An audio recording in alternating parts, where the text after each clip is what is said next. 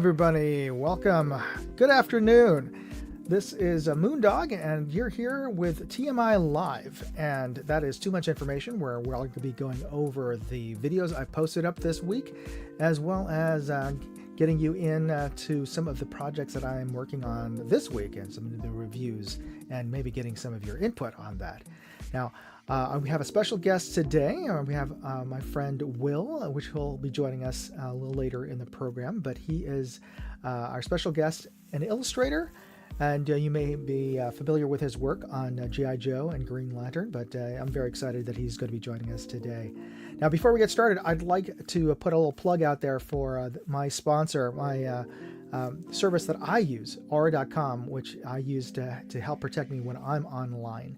They offer a wealth of services, a whole suite of services. Now, you may be familiar with companies out there. You might even use companies for a VPN, like companies like NordVPN or ExpressVPN or Surfshark to protect you when you're on public Wi-Fi. Or you might have a credit monitoring company like Experian or LifeLock, or you might have a data broker removal service like Incogni. Well, Aura bundles all of these services into one company. So instead of paying like a half a dozen different companies to protect you when you're online, you can just go with Aura. And they offer all of these services, plus they give you $1 million in identity theft insurance. And I'm giving you the opportunity to try them out for free. If you use my link, aura.com/moondog, and you sign up, you get 14 days free, absolutely free. You can try them out, see how you like them. One of the great services I keep on mentioning, and I still think it's very impressive, is when you sign up and you get that data broker removal service. Well, you can try them out. You can use that for those 14 days, and you can get yourself removed from, who knows, probably dozens of different data brokers out there. And these are companies that buy and sell.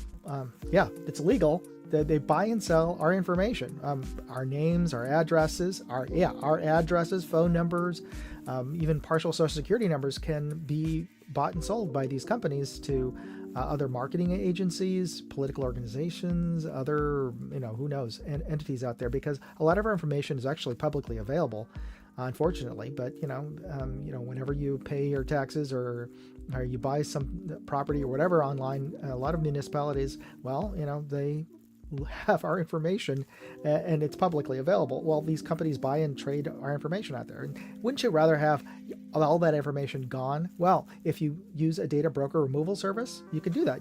They will automatically go out there and formally request these companies remove your information from their databases. That's great. That also means you're going to get less spam. You're going to get less robocalls. So try them out. Try aura.com/moondog for free for 14 days. And let me know in the comments of this video how they worked for you. All right, I want to say, it looks like we got a bunch of folks who've already joined us on the side chat, and I just want to call them out real quick here. We got Tim was the first one. He even says first out there, and we have my buddy Hillbilly, American Hillbilly, out there, and we have Vadim. We have Paul Clemens, Tom Burton. We got Abigail and Michael Dunn. Hey, everybody. Thanks for joining us out there. Now, for those of you who joined early, well, I'm going to give you a clue, because every episode I like to give away something. And this episode, we're going to be giving away, I'll bring this up here. I'm giving away 3 patches from Burris, and this is of their Fast Fire. And you can win one of these patches. All you have to do is type in the hashtag on the right, in the chat section, the answer to who this mystery company is. And I'm going to bring up a clue here for you. I'll read this off here. This brand, this is a toy company, and their products include Transformers, G.I. Joe, Power Rangers, Rom the Space Knight. Okay, I'm dating myself. If you know who Rom the Space Knight is, you're probably Gen X or older. So, and Micronauts for that matter, and Mask, Monopoly, Furby, Nerf, Mr. Potato Head, Bop It, Play-Doh, Twister, and My Little Pony. So this company makes all of these products. So hopefully you'll be familiar with who this is. Type in a hashtag and their name, and you'll be automatically entered into the contest, and I'll do the drawing at the end of this episode. And all you have to do is, if you are chosen as a winner, then just email me and send an email to me at moondogairsoft@gmail.com. And let me just put that into the side chat for everybody. so that you don't have to remember that. And okay, I will post it up right now.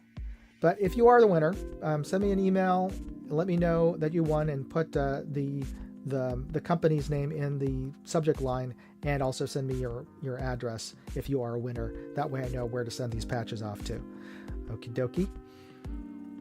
All right, so let's get on to our new video so we have more time to talk to our special guest. The first video that I posted up earlier this week was of a video review. Well, it was a video of me shooting a scope that I previously reviewed. And this is part of Boomstick's challenge, budget rimfire ammo rifle and budget scope challenge. So everything, the scope and the rifle has to be under $700 in total. That includes the scope and the rifle, and you have to shoot budget ammo. So in this particular video, I shot Federal Auto Match, and a lot of people think that have really good experience with Federal Auto Match. And previously, a few weeks ago, I did a test. I did the same challenge target, but with Aguila Super Extra.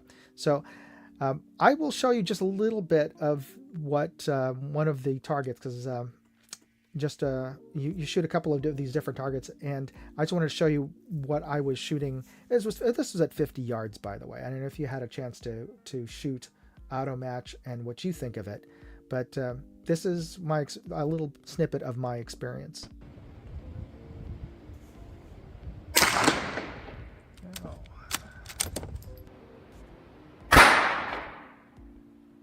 Not bad, to start off with. Pretty near that dot, which I was you're trying to hit all of the dots. And the first really wide flyer. Yes, I was trying to aim at that dot, and I don't know, probably like 2 or 3 inches above that dot. Okay, so my next shot was on the next dot. Okay, at least I hit the edge of it, so that counts. Right on top. Great. Okay, maybe I just needed to warm up the barrel or something. We're doing really good. And the next shot, also right on the dot. So far, yeah. Looks like Federal Auto Match is shooting pretty well. Oh no! Okay, so yeah, this is the problem I had with Auto Match, is that it would shoot really well until it didn't. When it didn't, it was pretty often. So Tim's asking, which ammo are you using? I'm using Federal Auto Match 22 long rifle in my Ruger Precision Rimfire rifle at 50 yards. So it is what it is. And part of the challenge was you're supposed to use bulk ammo. You couldn't even use CCI standard velocity, because they had to be cheaper than that. So you can use any kind of ammo as long as it's cheap bulk box stuff in your rifle, as long as your rifle is worth and the scope and the rifle is worth $700, then that qualifies you to take part of the challenge. So yeah, it is what it is. And that was part of, I posted a video of that. And by the way, if you're wondering which scope I was using a Discovery Optics LHD, which is about $250. So very, very affordable scope. And the other video I posted up was of my booth visit from SHOT Show. And I went to the Burris booth, and they had a ton of new things that they were showing off. They've updated their regular scope line, but they had this new scope that the XTR PS to really show off. And this thing is pretty tricked out. It's got an heads-up display inside of the scope, and you pair it with their phone app on your phone, and it'll give you ballistic calculations. It'll show you how much of an adjustment you need to do depending on the data inputs you put onto the phone. It's pretty sci-fi, and I would love to get my hands on this. I'm sure it's going to be a pretty pricey scope to have all these cool features, but it was a pretty neat. Have you guys heard of this, or any scope that gives you like a heads-up display inside of the scope? I don't know. What do you think? Do you think that's too gimmicky, or do you think I think that's going to be the way things are going to go, to be perfectly honest. I mean, it's kind of a gimmick right now, But I mean, so many things are hooked up through our phones nowadays. And the army's coming out. I believe they contracted with SIG to create a new scope for their new rifle, and it's all about building in all of these adjustments so that people, your standard grunt, straight out of high school doesn't need to spend the time to learn to shoot, because unfortunately most of these kids coming into the army have never shot anything. It's not like 20 years ago or longer where everybody's from my age when I was a kid, we at least learned to shoot with a BB gun. But kids nowadays, the most they have is like airsoft, right? And airsoft is accurate, but not really that accurate. But I suppose, yeah, you'll learn sort of fundamentals of aiming. But my point is that they're trying to dumb it down. They're trying to use technology to make things, dummy proof. And one of the ways is by making the adjustments, making the reticles totally digital, so that you don't have to make the adjustments anymore. You don't have to think about wind adjustments or whatever. It'll automatically do it for you. That's I guess it's kind of cool. I don't know. Let me know what you think. But let me play a little bit of that booth visit video of that visit. Oh, here I want to just to answer some of the comments that some of the folks have been putting out there. Tim is saying Remington Thunderbolts, and this is a reference to the previous video. Yeah, Remington Thunderbolts perform about the same. A 1 out of 5 shots is a crazy flyer. I mean, there's a reason why they're nicknamed Thunder Turds, right? I've shot Thunderbolts. I actually prefer golden bullets myself, but they have a nice pop to them, so they cycle well, at the very least. And Pick responded to Tim Mooney saying, "It seems all American made 22s like that. Been talking to Boom about that." Hey, as long as it does go boom, I guess it's a good thing. I don't know about every American-made ammo, 22 ammo, because CCI has been pretty good. I mean, you're still going to get flyers with CCI Blazer or any of the bulk box stuff, but to be fair, CCI doesn't put out any of their ammo in just loose box Federal Unmatched is in a big loose box along with a lot of other things, but all of CCI stuff is in those trays. So that also helps in terms of keeping the quality up for that. And let's see here. Let me just move forward here. So we're talking about the XTRPS. Let me just show you that video. Big launch for us as well is our XTRPS. Last 2 years, we've had a lot of success with our Veracity PH Precision Hunter with a heads-up display. We've taken it to the next level, made a lot of improvements and feature sets, and added it to our XTR for the XTRPS Precision Shooter. In short, you're getting the regular 3 to 18 or 5.5 to 30 rifle scope, and we're adding our programmable elevation knob. With the Burst Connect app, you're going to set up the scope. You're going to do the ballistic calculator. It's a regular BC-based calculator. Height over bore, zero distance, BC, velocity, elevation or density altitude, and you're going to program this in there. It is trueable, so if you don't get it right on the first shot, the better the better information that you send to the scope, the better the performance long range, down range is going to be. So there you go. I mean, gosh, it'll do so much for you, I suppose. I mean, all you have to do is keep it steady and keep the crosshairs on. Do you consider? Here's a good question. Do you consider this cheating? I mean, if you're going to be shooting long range competition, I mean, the computer's doing all the calculations for you. I mean, you still have to be the guy behind the trigger. You still have to have your rifle has a decent barrel. You still have to shoot with decent ammo. And at that point, it's not like the app is going to develop your loads for you and reload and create custom loads for your rifle. But yeah, it's the technology is just mind-boggling. And hopefully I'll get a chance to review one of these in person. It's hard to do a proper test at a at a expo booth and really get any good sense of what I the quality of the image at long range and whatnot. But one of my buddies, Slav Guns, posted up that he thinks he's getting one of these soon to test out. So I'm eager to see what he thinks of it, and hopefully I'll get one of these to test out. I was able to test out one of their fast fire red dots a few months ago, but yeah, this is a whole different kettle of fish and a whole different price tier. So we'll see if they have it for their marketing department, if they can get one of these things out to me to test out. All right, and on my Moondog reviews channel, even I also posted this on the Moondog 2A channel. I posted a contest, or the announcement of the contest to win this bubble level.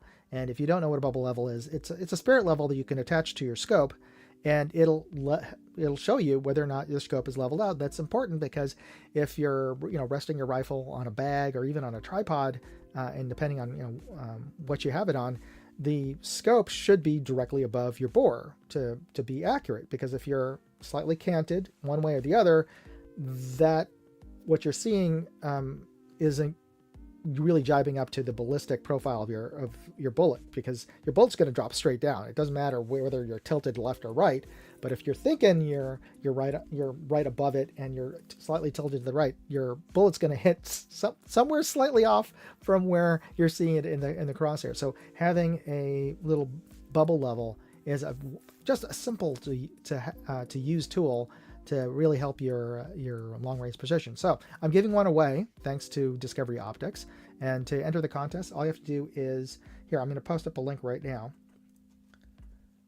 And if you haven't already, go to this link, and all you have to do to qualify for the contest is to subscribe to my Moondog Go channel. That's my travel channel.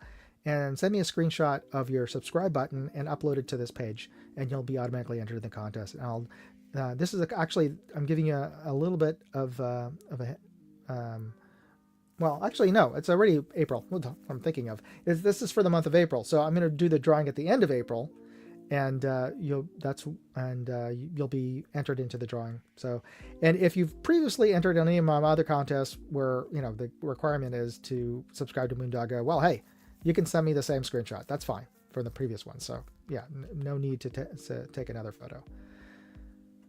All right. And in my Moondog Go channel, speaking of which, I posted up one of the last videos from my trip last year to the Paradox Museum in New Jersey, over at the big mall there over in the Meadowlands. And this doesn't have any music, it doesn't have any sound, but this is the kaleidoscope that you could look through, the human kaleidoscope. And it's kind of a trippy image here. Now, I'd heard, and I read somewhere that they are closing down, or the mall may be closing down the Paradox Museum because of unpaid back rent. Now, I don't know if this is true or not. The Paradox Museum's website is still up, and it's still saying that they are in the American Dream Mall. But I also saw a news article from January that the mall was closing them down. So you may or may not be able to experience this human kaleidoscope if you go to the mall. But let me know if you guys or anybody's out there in New Jersey or in New York City and can verify or deny or clear up whether or not that's true. If the Paradox Museum is still active or not. I don't know. So that'll be interesting. And kind of a shame, because it was kind of a fun thing to go through. All right. Let me ask for your help in creating a thumbnail for an upcoming video that I'm posting up this weekend, which is this is my visit over to Phoenix Flashlights. And they have a bunch of new EDC lights out there. And so, of course, the obvious headline was new EDCs. But maybe you have a better idea for what would be a good headline for that thumbnail. Let me know in the side comments right now if you have a good idea for what I should say in the thumbnail.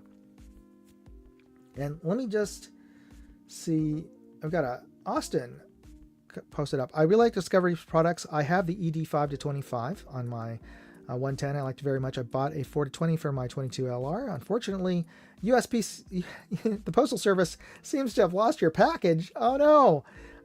Do they include tracking, or do you know what happened to the package or not? Oh, that's terrible. Well, hopefully you get that cleared up. I don't know if you have to go through USPS or if you go through Discovery to get your tracking number on that, but I hope they find where that is.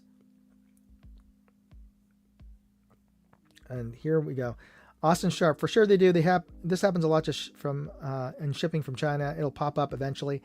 I'm not sure if the one you've ordered will be coming from China or from their warehouse. They have a warehouse now in California.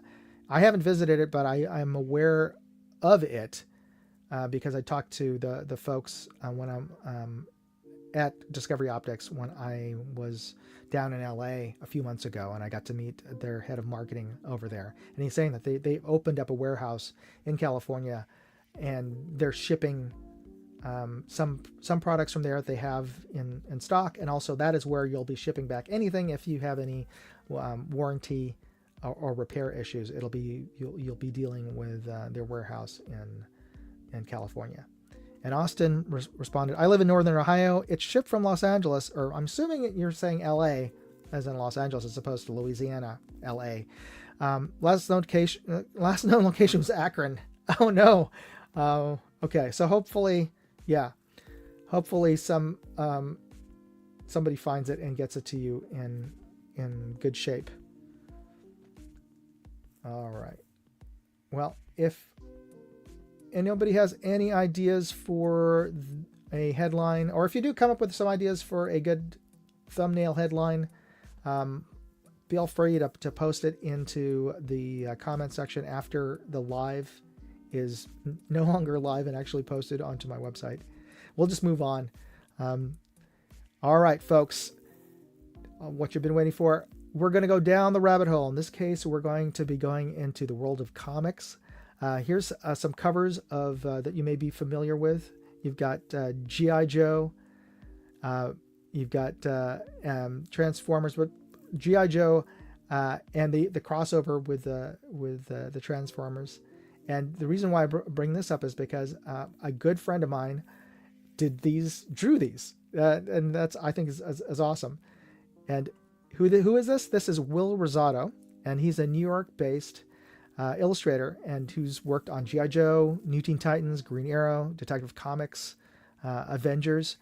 And when he's not drawing comics, he draws storyboards for networks, for streaming services, for TV shows. And for those of you who don't know what storyboards are, they're kind of like comics for drawing how presenting ideas for movies and TV shows and commercials before they get made.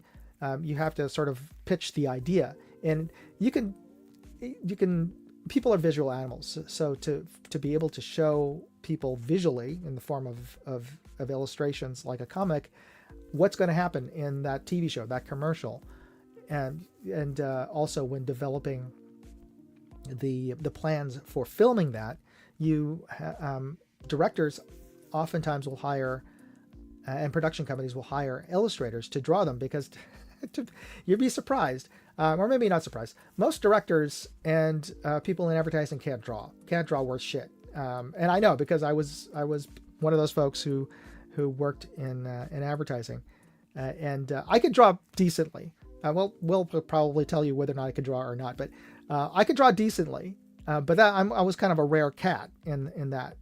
Most of the guys that a lot of the folks I work with, really brilliant, funny guys who worked in advertising, yeah, their drawing skills were not that great, but they'll admit that.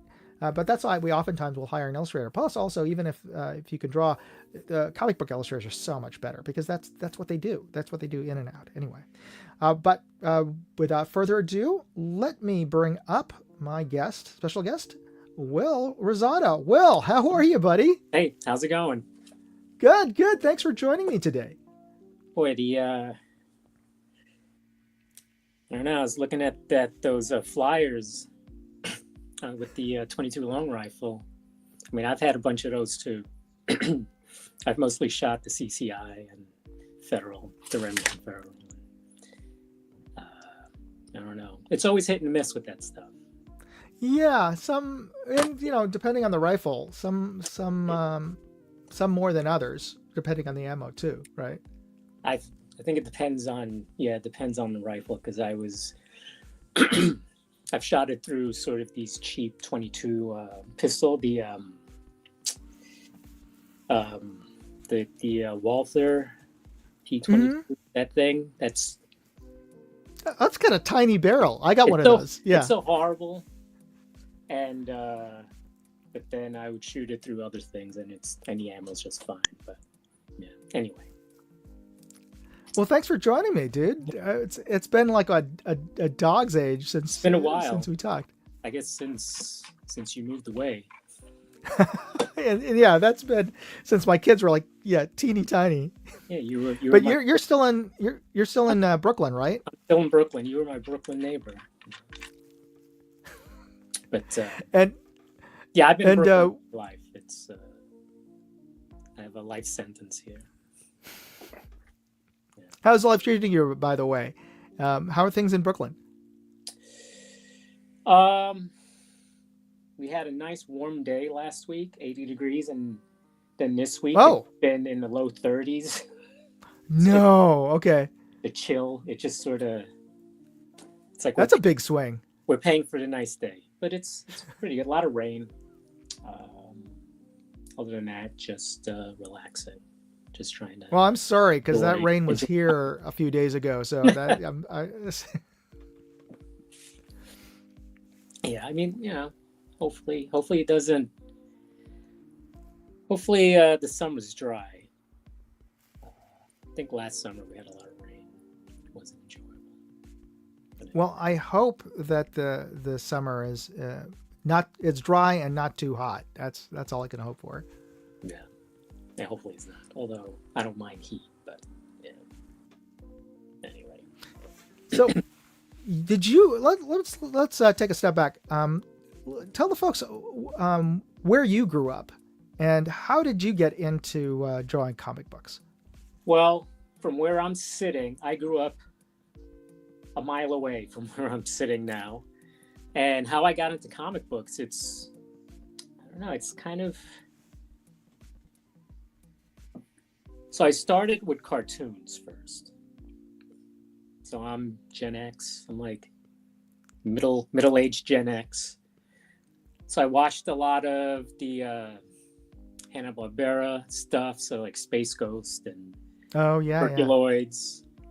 They had Hanna-Barbera had a Fantastic Four cartoon in the 60s. They had the robot in it, Herbie, I think it was called. And then Marvel had those little animatic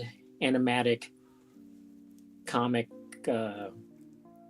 features. They took the actual artwork, like Jack Kirby artwork or John Simmons, animated it.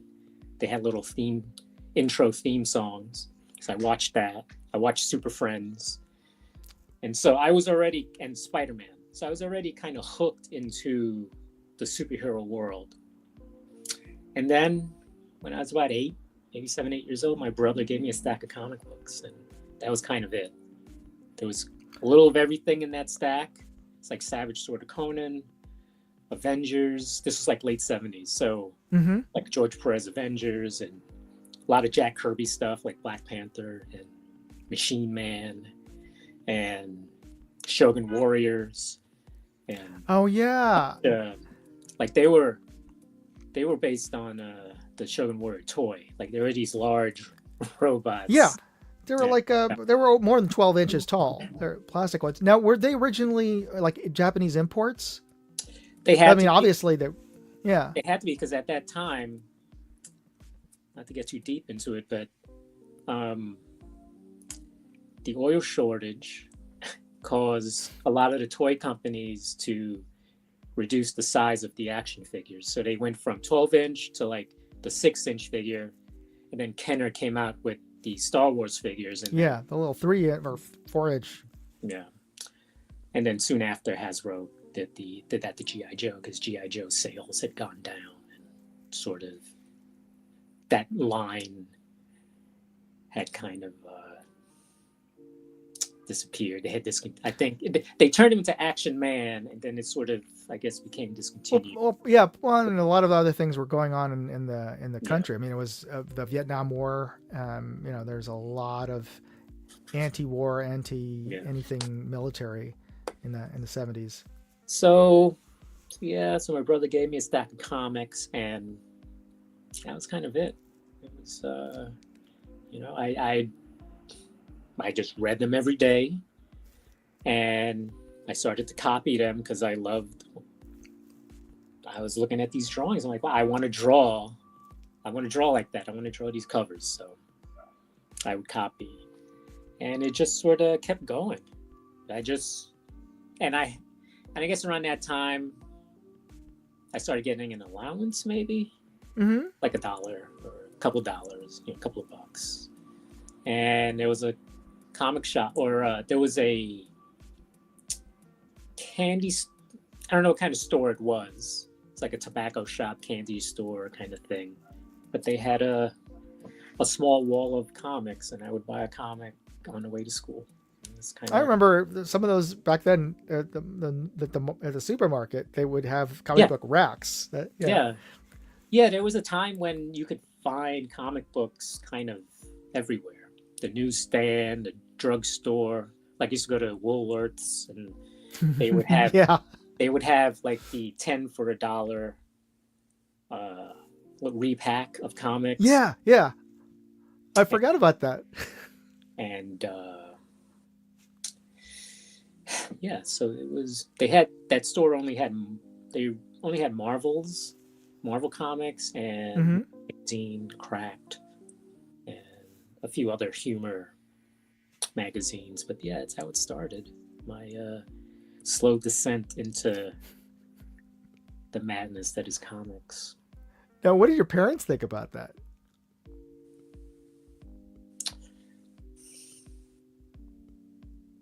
I don't know what they thought. I mean, I don't know. I was just I was the youngest, so 2 older siblings. So I think I was kind of left alone. It was like, all right, he's going to do whatever. But I mean, I guess they kind of indulged me. Like, my mother would bring home paper from work, like copy paper. So I could draw on it, or I would ask her to get me a sketchbook from the art store near where she worked, or I would call her up at the job and say, "Oh, pick up a comic book for me." That's nice. At the train station. So, that's sort of evolved. Like, I'm sure they were worried. Because I'm in my room all day, drawing, playing video games. What were you playing? It was an Atari, or it's Atari, the 2600, and then we got a ColecoVision, and then and then I got a Commodore 64. Okay, that's a step up. And with the Commodore 64, I didn't have a disk drive. So did you have a tape drive? I didn't have a tape drive. Oh, so just cartridges, or you coded yourself? Yes, I would buy computer magazines. Copy the code, run, play it, and then turn it off. So I know. Then you have to do it all over again. But that's great. I did that for a while until they got me a disk drive, and then I play on the Commodores. Does the Ultima series?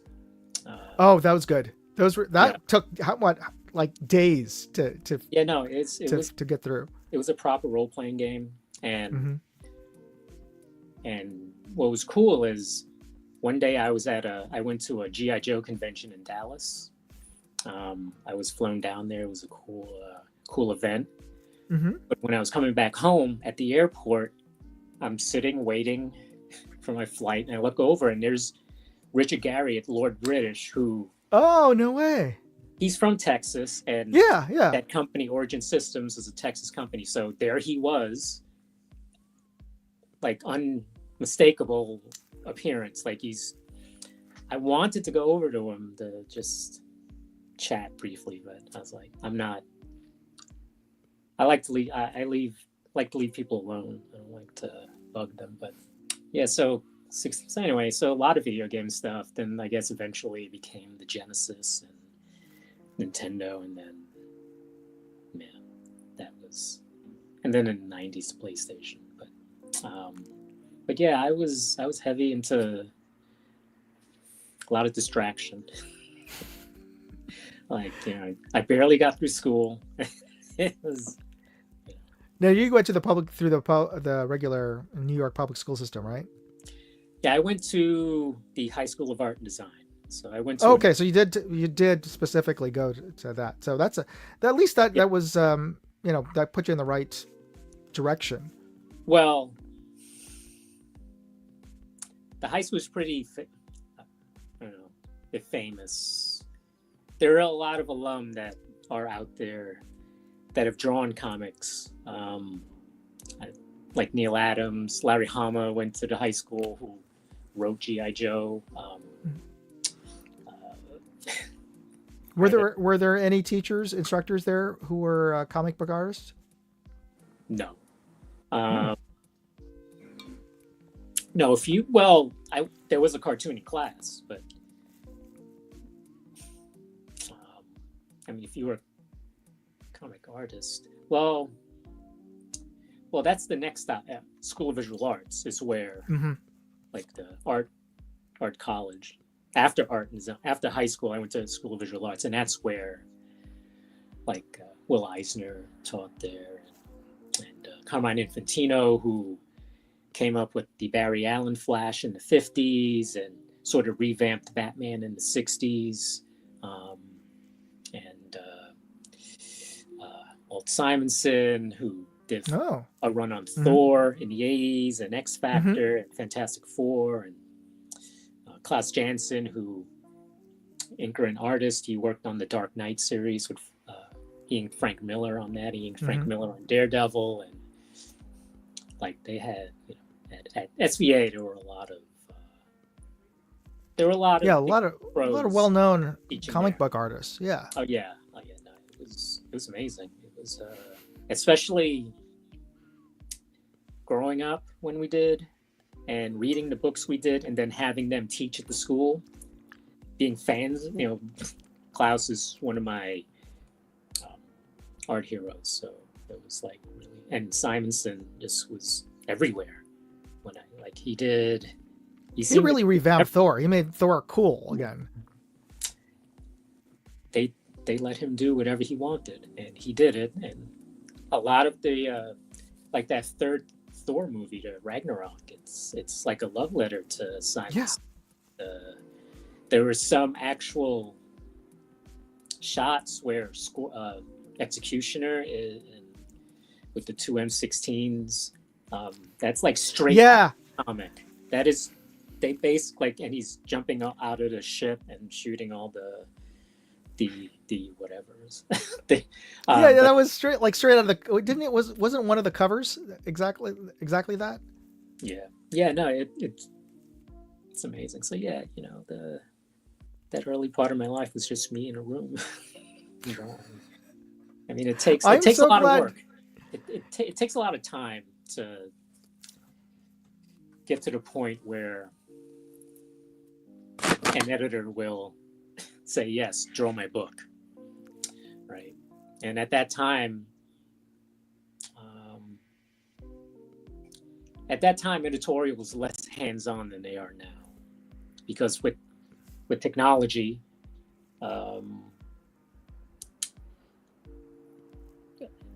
the editor and artists are the relationship's a little closer because we're in constant contact, email. I see. And usually editors today would like to see layouts before you commit to drawing a page. Back then, when I started, I get a script, I go home, I disappear for a few weeks, then I come back with pages, and like they don't know what they're gonna get. So there was a lot of trust, because they hire you based on your samples. It's like, okay, he's gonna do work like that. So then they give you the script and hope that what comes back is work like in your samples. So it's a lot easier now also to make edits and whole changes. Yeah.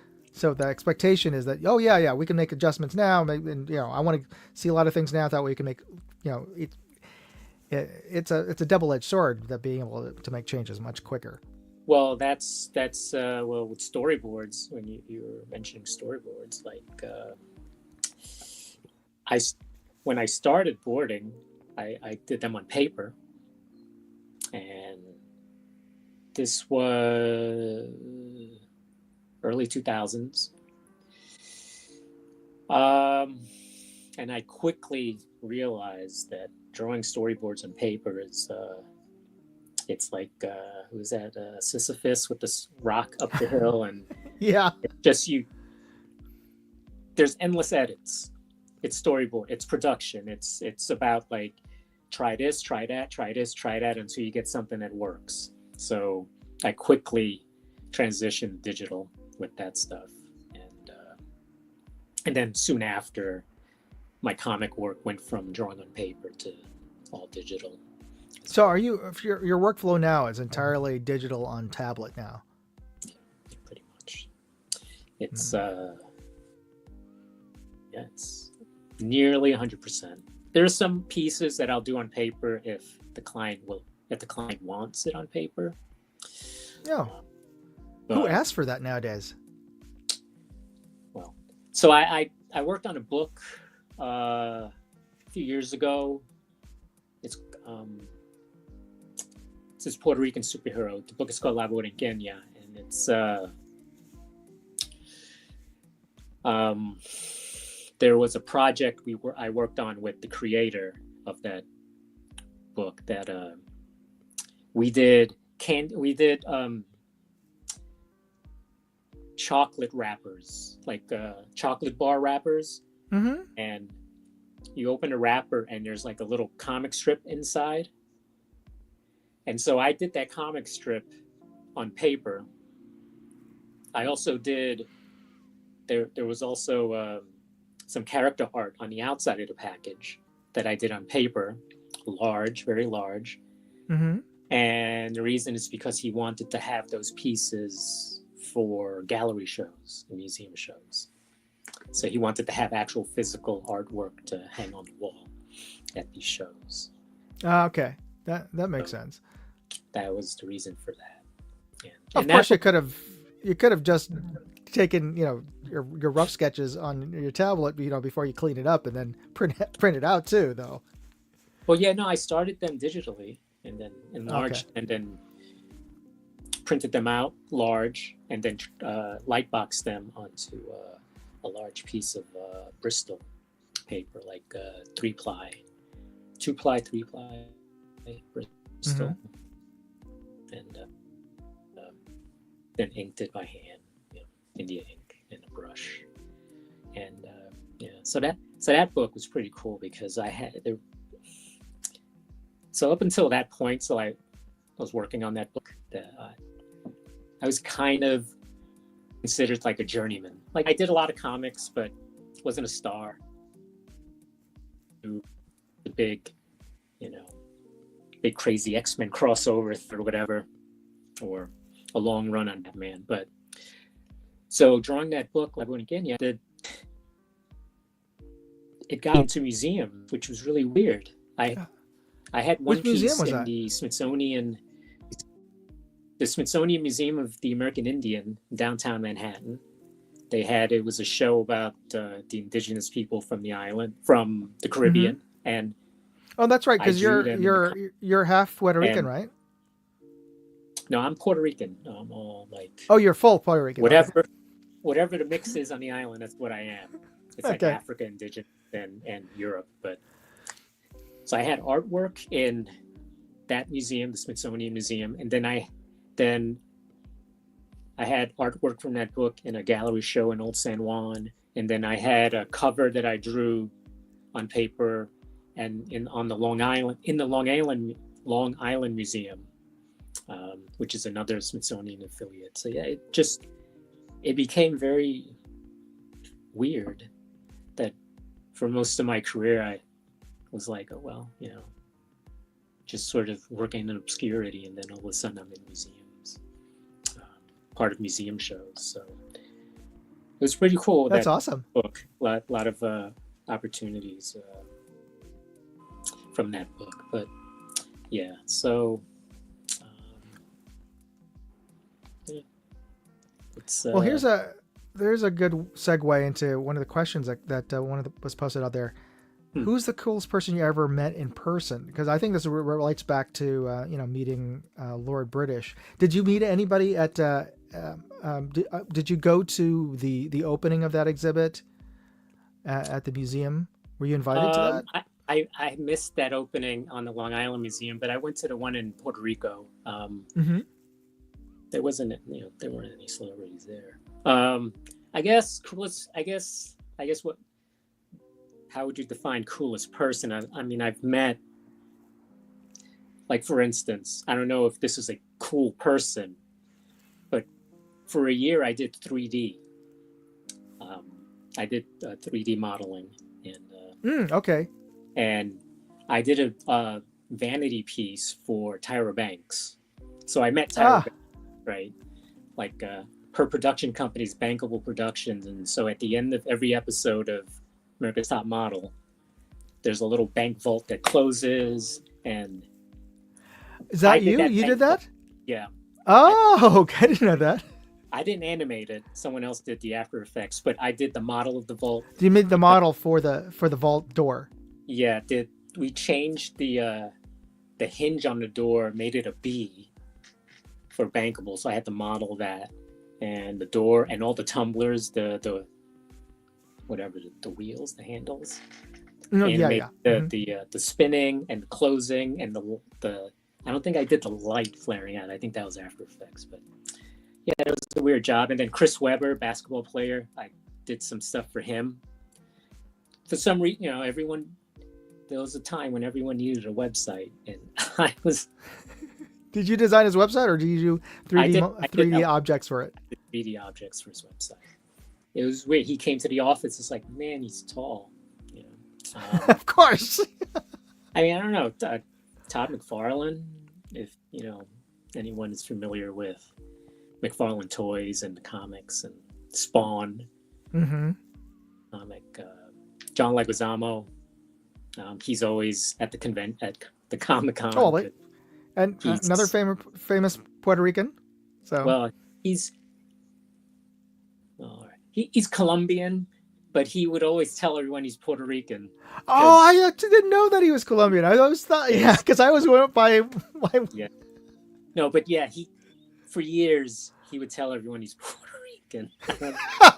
But, well, in New York, you get so much more. You get so much more love and cred, right? Well, yeah, I guess at his age, I guess he's a little older than us, I think. But yeah, like Puerto Ricans was sort of the bigger community for sure than the Colombian, right? They started. Puerto Ricans started coming in the 40s, 50s, and 60s. So they were sort of they were like the new group. Yeah. Well, so I don't know. I've never. I I see people around. In Brooklyn, you see people, but I try not true. to bother them. But who's your most famous neighbor?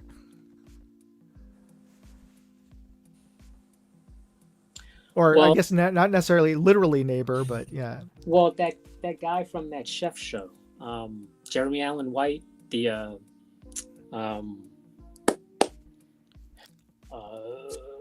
on Hulu. Man, he looks like Gene Wilder. He was in Shameless. Oh. Why am I forgetting the name of that show?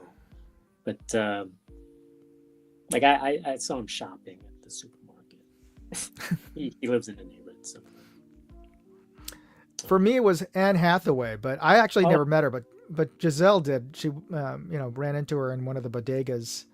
She apparently lived, I think, on Yeah, Court Street or somewhere. well, yeah, where you lived, like that's like there's like a pocket of like people. Like Michelle Williams lived there. She was in Dawson's Creek. She was like with Heath Ledger at the time, Yeah, yeah, yeah. and um, Maggie Gyllenhaal and the other her brother. I don't know. Did Jake had a place? I saw him And- in Manhattan, but I never saw him in I Brooklyn. And yeah, I don't know. They're around. Yeah, there's people. I never ran into any of the Beastie Boys in my part of Oh, Brooklyn. I saw them. No, I used to see them in Manhattan, like on Houston. Like I saw Mike D on a skateboard go by me. I saw Ad Rock, Mm-hmm. not Bleecker, on Spring Street. Yeah, especially anywhere in the East Village or in the 90s, run into people all the time in cafes or whatever. St. Mark, they were everywhere. Mm-hmm. It's a different city now. Now it's very I mean it's a little different out there. Oh yeah, I mean I all the stores I used to frequent. I mean I was a regular over at St. Mark's Comics, so yeah, all those stores are gone now. St. Mark's dojos. St. Mark's is in Sunset Park now. Is it? Yeah. Okay. They have an Industry City, and it's like they reclaimed these old factories and turned them into like they have like lots of shops and food malls, and they have there's an artisan community there, so there's like shoemakers and dressmakers. Get out of here. Okay. Yeah, and it's like a glass open studio, like a glass. Each room has glass that you can look in, and you see the guy making the shoes, like actually, cutting up the leather and putting on the sole and the heel, and it's kind of fascinating. It's funny is that wasn't a few years ago. Well, I mean, it's probably 2 or 3 decades now. But I remember when there were still like shoe repair stores in Manhattan. You go by and there's a guy. I mean, aside from repairing shoes, but I mean, they basically were like building shoes from scratch. Because really, there's like most of it was gone. There's a cobbler a block away. Mm-hmm. Oh, so good. There's still folks like who have those skills. I had my like tailor down the street, and I had him make my custom combat shirts when I was playing airsoft. Yeah, I wish I had because some of that stuff, it's sized. It's like it's not sized for American fit. It's like either it was too short or it was too tight. Well, I inherited somebody else's. But this was back in when we first got into airsoft, and multicam wasn't it was not picked. It wasn't the official camo. It was UCP. And when Phil Force, they bought like a couple of spools of multicam directly from Cry over at the Navy Yards. Navy Yard, yeah. And they shipped it back to the Philippines and had them made into uniforms.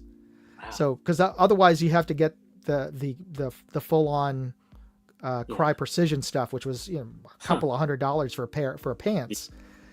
So to be part of Phil Force, I had to get multicam uniform. So I got it from somebody else who was not playing airsoft anymore and sold me his uniform, but he was like 3 sizes bigger than me. Huh. So I had to take that to the tailor to have it all sized down for me. Yeah, I remember there was one game you put on that you had us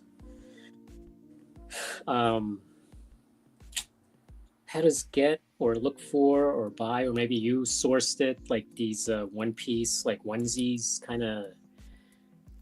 They were like like mechanic uniforms, and mine was just a little too short. Just kind of, I couldn't wear that. But it was not. I wish, like, I liked that idea of just kind of the just a simple, just like it's like a jumpsuit. flight suit. It was like a flight suit.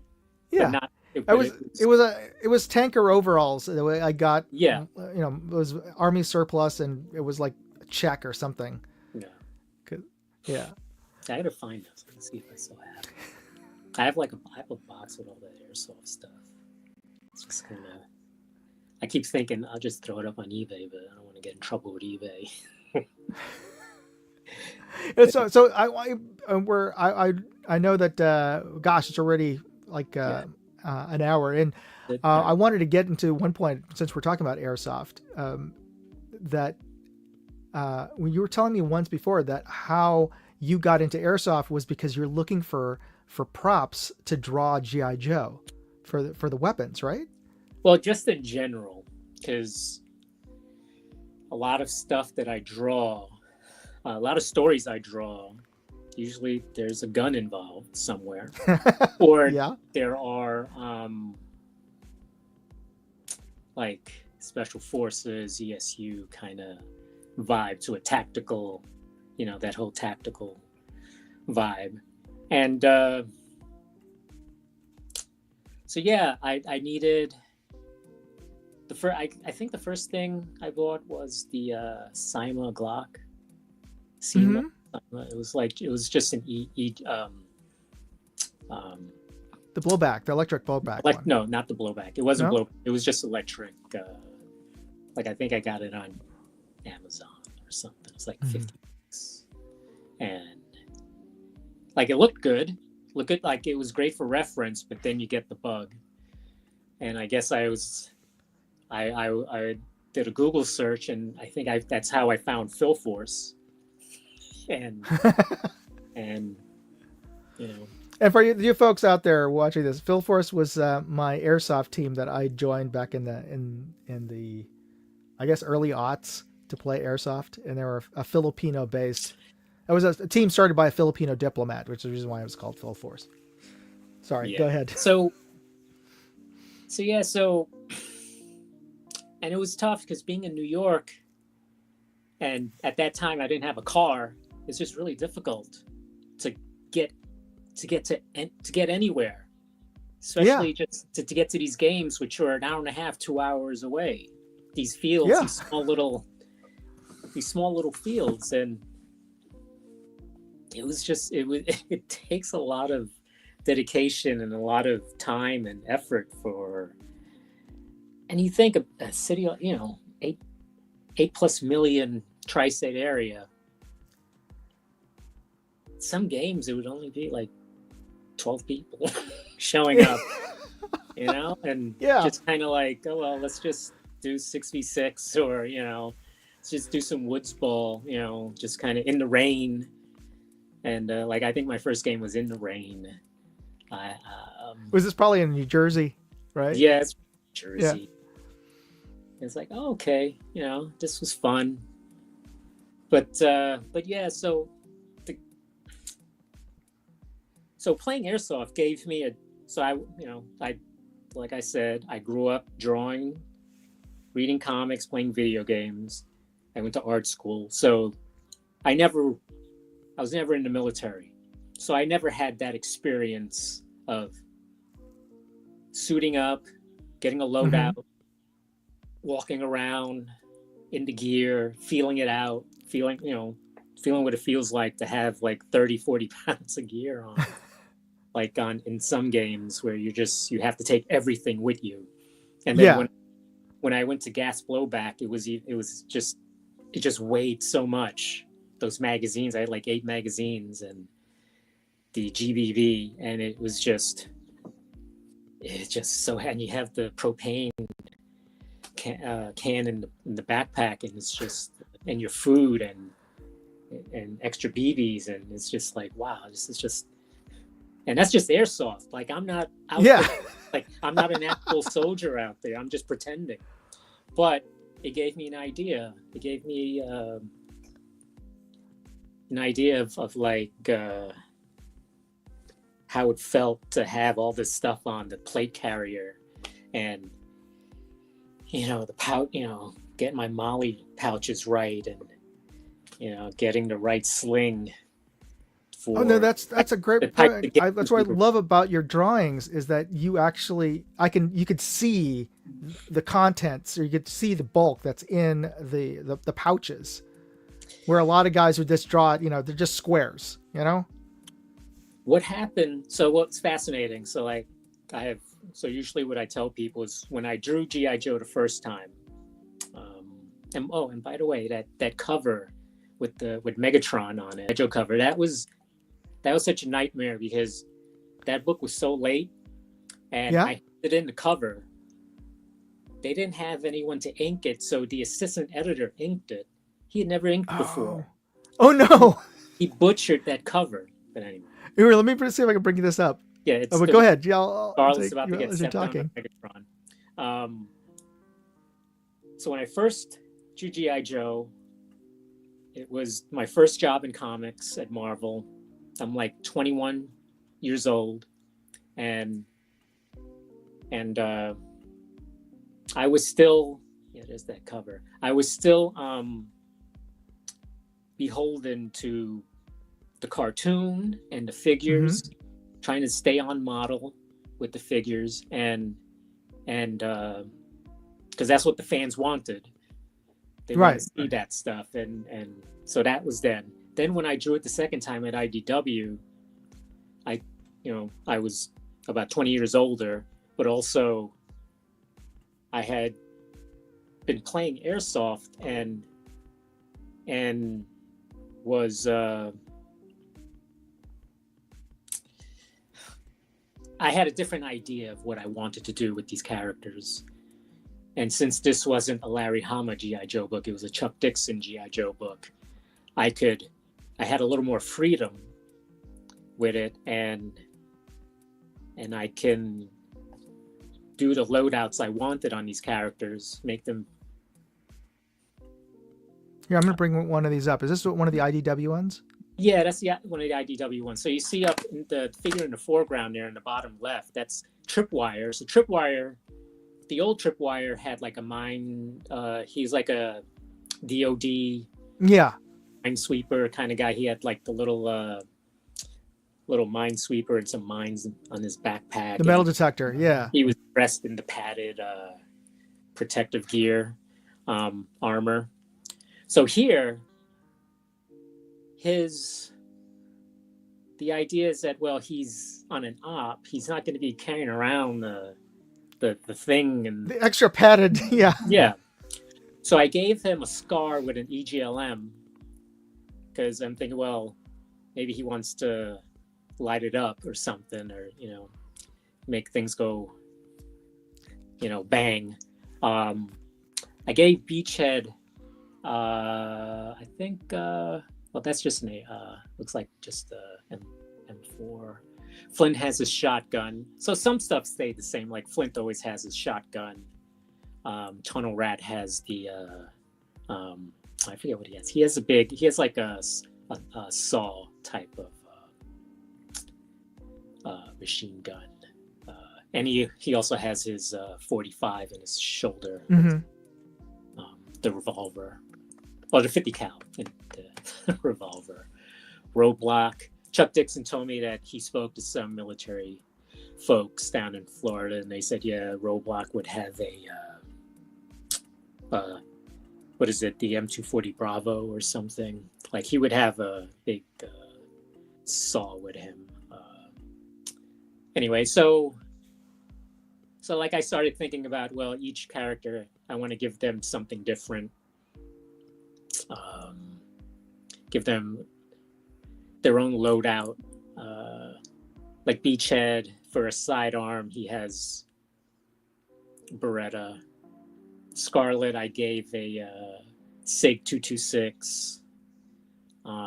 Snake Eyes, I just left him with the 1911 and his Uzi, even though I wanted to change the Uzi.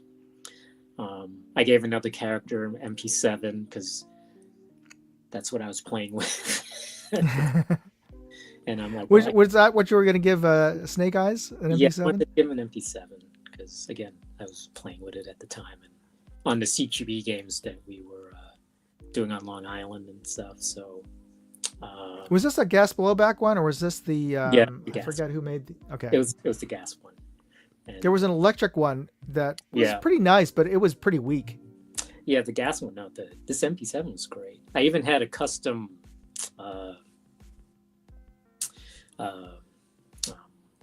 mag holder made for it. There was a maker Yeah, because those custom. yeah those mags are pretty long. They were long, and then they had That kind of square bit that. yeah, it's like Yeah. What to call it? But yeah, so the maker made the holder, and I think there were like pieces of Kydex in there to shape them so they were Kydex to kind of clamp down on the mag so they didn't fly out. Yeah, so G.I. Joe the second time around, like it was great working on that. It was I got to do so at Marvel my dream was to draw the book, but I only got to draw 4 issues, 2 half issues, and then a Snake Eyes origin.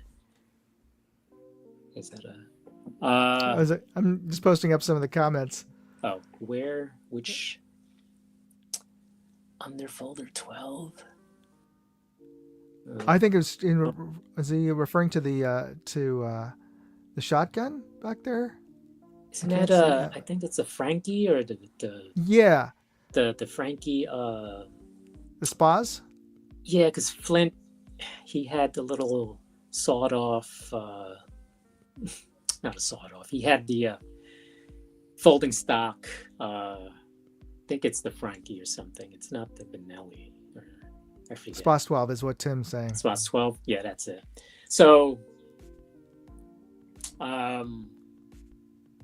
so everyone had, and Cobra, I gave them the H&Ks.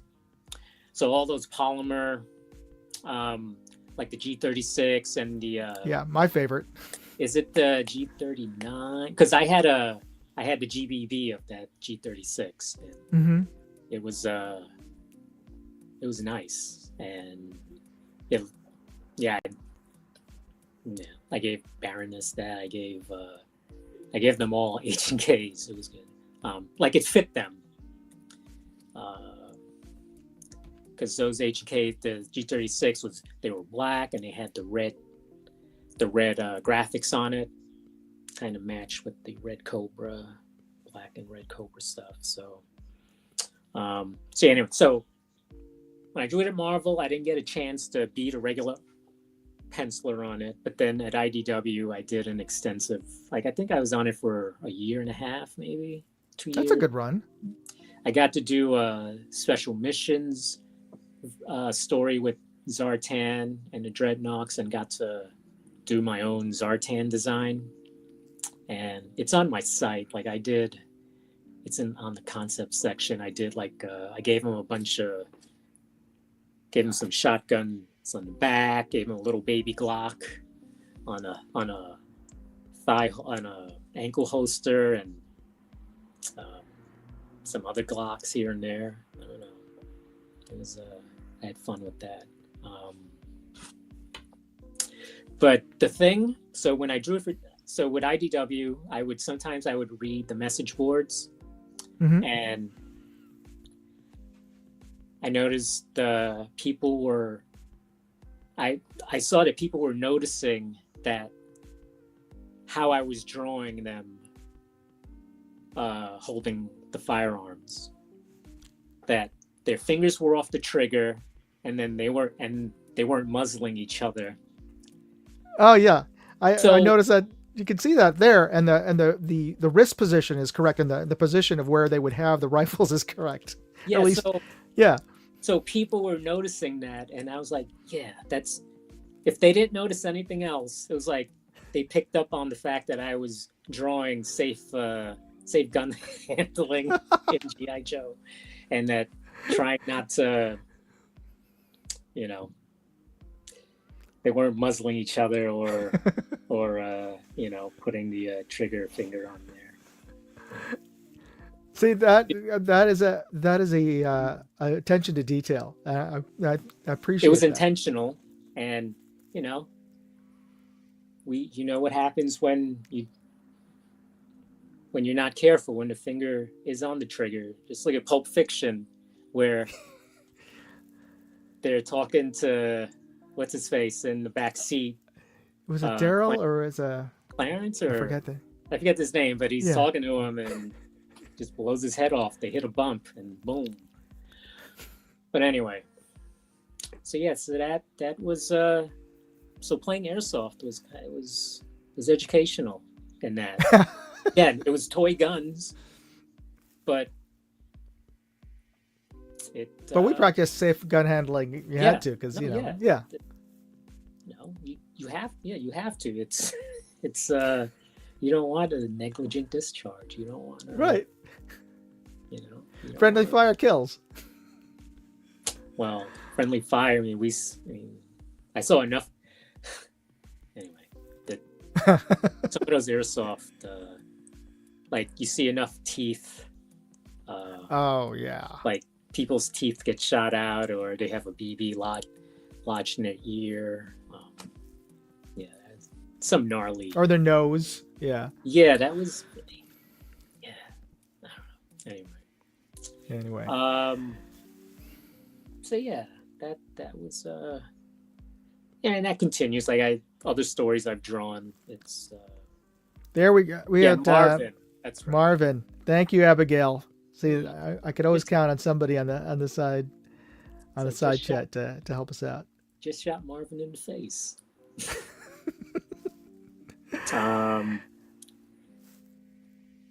Yeah, and after that are all the stories that I drew that had a lot of gun action in it. That were, it's to understanding all of that stuff. It helps. I mean, it's not important. It's not needed. It's not required, but for me. But it does make a difference when there are some egregious errors. Like, I'm just remembering, I think it was a Daredevil cover where Punisher is shooting Daredevil on the cover, and Punisher's got an Uzi that is like 4 times bigger than it should be. Yeah. And I remember that cover, like, what the hell? Yeah. I mean, I wasn't that much of a gun guy back, when I was a kid, but even then I was like, that is like way oversized. Yeah.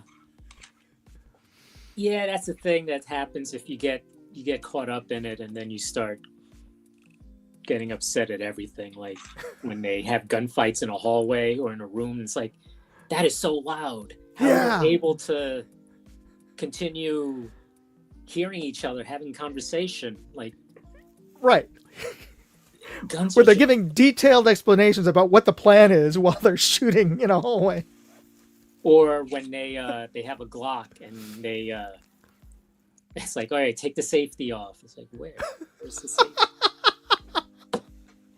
Or like they mime pulling a hammer back on a Glock. I think that was in Walking Dead, the first episode, I think, or second episode.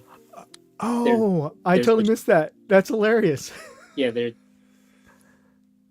yeah. Or that's that standard trope when somebody's trying to intimidate you by pulling the hammer back. Yeah. Is that what's going on? No, it's like, I forget what the like what they tell the soldier to do, but it was a very deliberate sort of like that kind of thing. But they had it allowed. But also the thing I hate is whenever a character unholsters a weapon, they have to like pull, the slide. It's like, you would have one in the chamber already. I don't even remember which show this was, but when there's that trope of where someone's got a gun drawn on somebody and is threatening them or telling them or talking off to whatever character, and then to emphasize that I'm meaning business, then they rack the slide. Like, what the hell was going on before this? You're pointing an empty an empty firearm at somebody. Okay, anyway. Yeah, we could go into a whole episode of just finding like stupid gun tropes on, Well, on I mass mean, media. I had a period where I was when I was drawing Green Arrow, it was all about archery, and just kind of. I mean, I didn't take archery, but I'm I'm watching as much like uh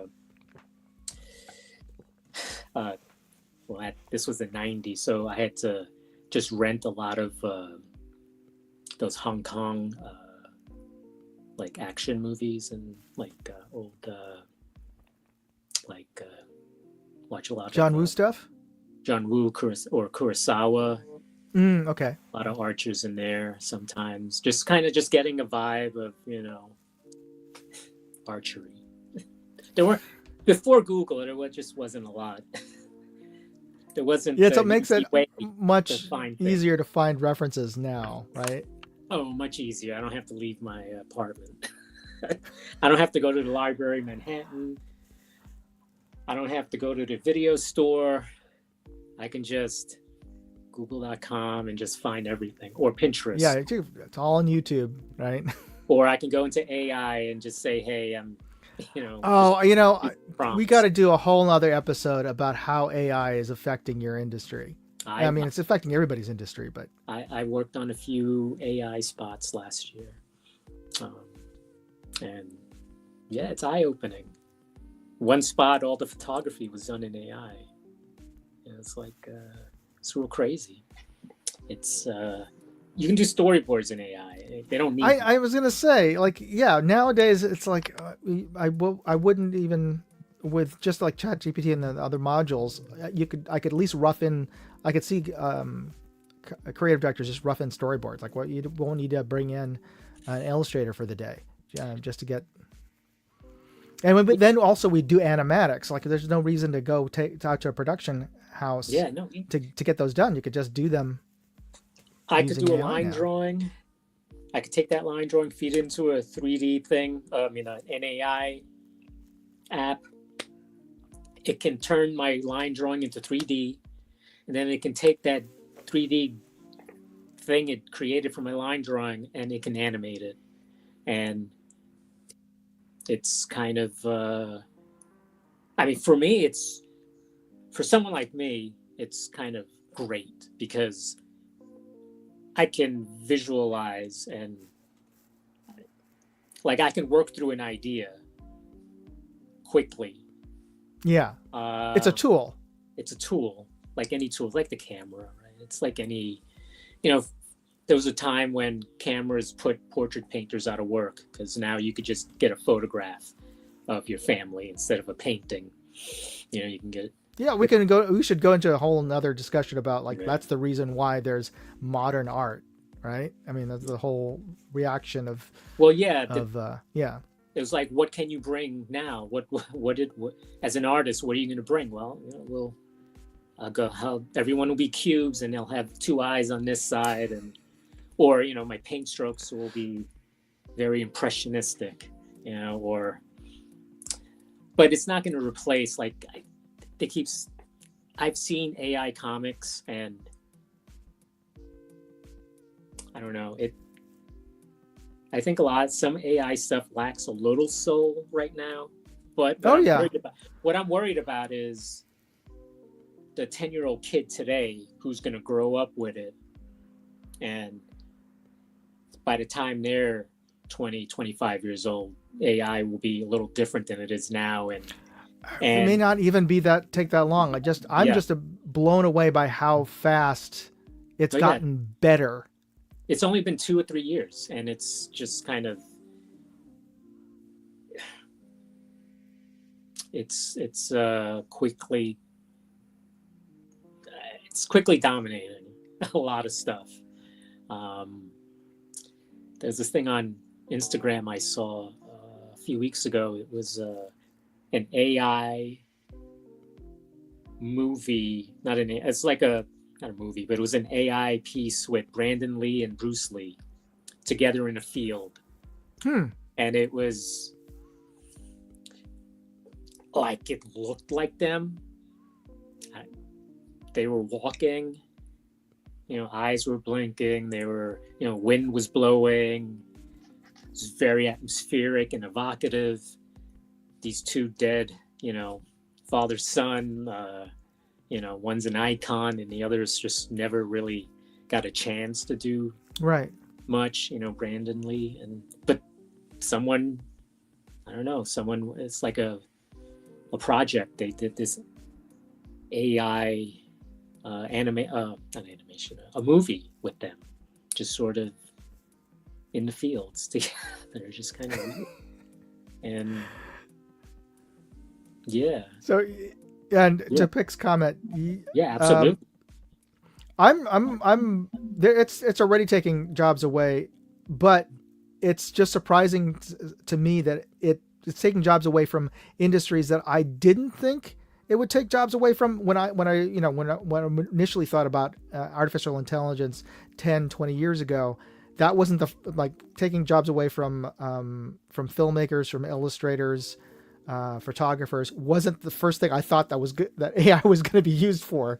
I thought it was going to be used for like automated cars or something like that.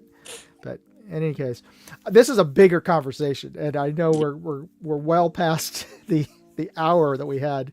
So I want to put a pin on that. I would love to have you back because I want to get your take on how it's affected the illustration industry and how, where you think this is going. Because I've had some conversations about this with some illustrators that I know and former illustrators who, early on had to go into a whole nother field just because the need for illustrators has been progressively getting, less and less in publications, and as well as publications, many of them folding because people don't buy magazines anymore.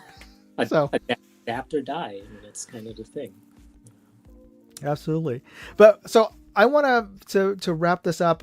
I there's so much stuff I want to talk to you about, but I want to put it out there to the folks.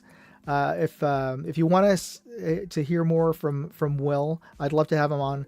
But Will, I'd like to keep you on for just a little bit, just to give away some of the prizes that we talked about. And let me just bring this back onto the stage here. Okay, so here's a final clue for the brand, and the prizes for those of you who didn't catch that earlier. I'm giving away these Burris Fast Fire C patches. I'm giving away 3 of them to 3 winners out there, and all you have to do is type in the hashtag for this company. And let me bring this back on stage here. The clue is these are their various logos. Their logo. This company is a toy company, and their logo has changed quite a number of times over the years.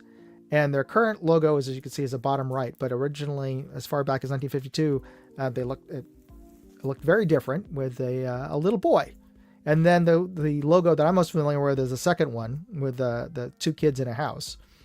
So if you know who this is, and should be a bit of a clue, is that they make G.I. Joe, and their first letter is an H. So there you go. There's a Netflix series that goes into the history of this company. Oh, is there?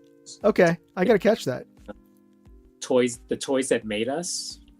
Yes, I know which series you're talking about. Yes.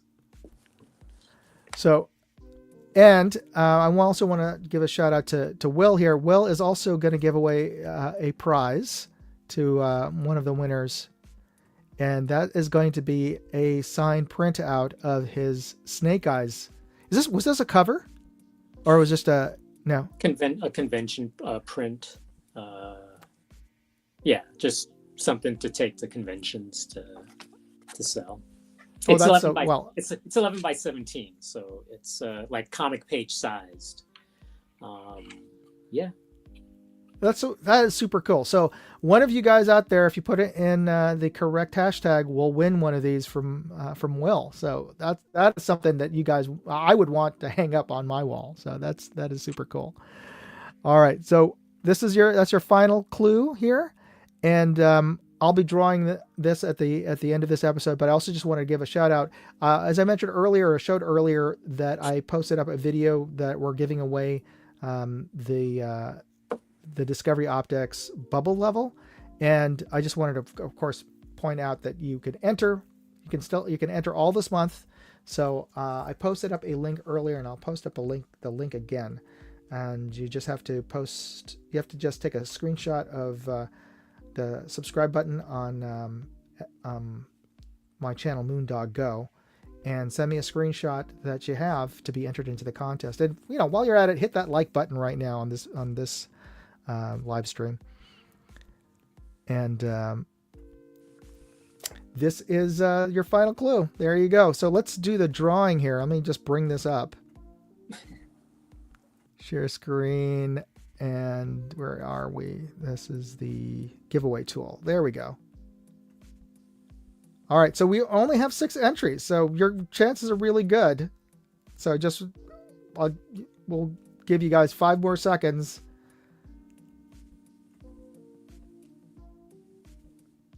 Oh, did I misspell that?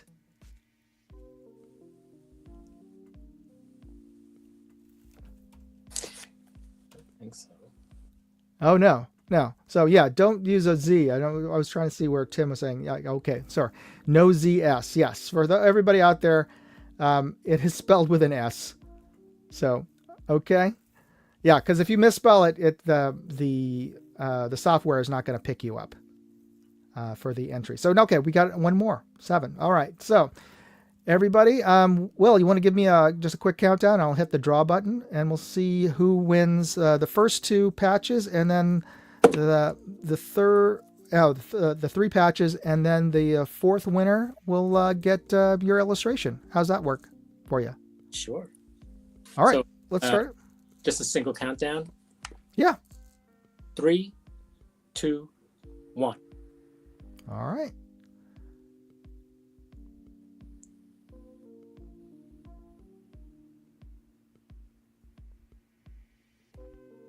So Tim Mooney, congratulations. Let me just take a screenshot of this. So this is for the patch. Yes. The first 2 will be patches, and then. I was gonna. We'll give away 4. How is that? I'll give away the 3 patches, and then the 4th one is your grand prize. All right. All right. So let's go with we'll draw again. Give me a quick countdown again, if you wouldn't mind, Will. 3, 2, 1, spin. All right. And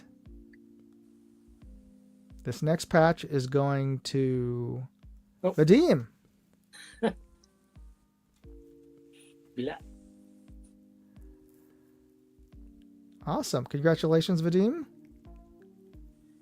All right. And the 3rd patch goes to, you want to give us a countdown, and I'll hit the button. 3, 2, 1.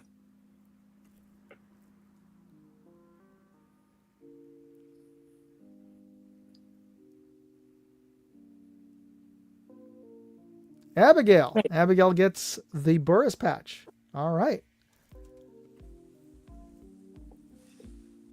All right. And now for the Snake Eyes. Okay, go ahead and give me a countdown, Will. Let's see. All right. 3, 2, 1, spin.